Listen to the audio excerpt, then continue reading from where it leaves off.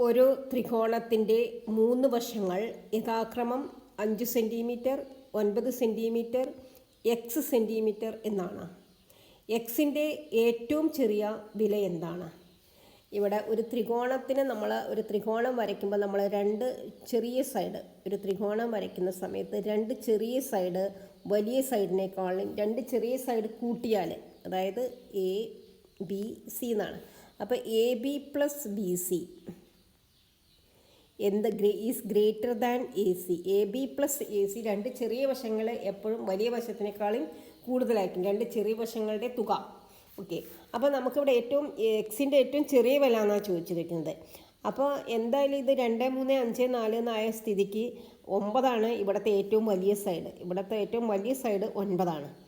അപ്പോൾ ഇവിടെ 5ഉം ഇവിടെ ബാക്കിയുള്ള ഇവിടെ തന്നിരിക്കുന്ന സംഖ്യകൾ 2, 3, 5, 4. അപ്പം 5 വന്നാൽ മാത്രമാണ് ഈ 9നേക്കാളും കൂടുതലാവുള്ളൂ. 5 + 5 10, അത് വന്നാൽ മാത്രമേ 9നേക്കാളും കൂടുതലാവുള്ളൂ. അതായത് രണ്ട് ചെറിയ വശങ്ങൾ കൂടെ കൂട്ടിയാൽ വലിയ വശത്തിനേക്കാളും വലുതായിരിക്കണം. അപ്പോൾ ഇവിടുത്തെ ഏറ്റവും ചെറിയ വില എന്താണെന്ന് ചോദിച്ചാൽ 5 എക്സിൻ്റെ ഏറ്റവും ചെറിയ വില. Okay, if you like this video please like, share and subscribe. Thank you.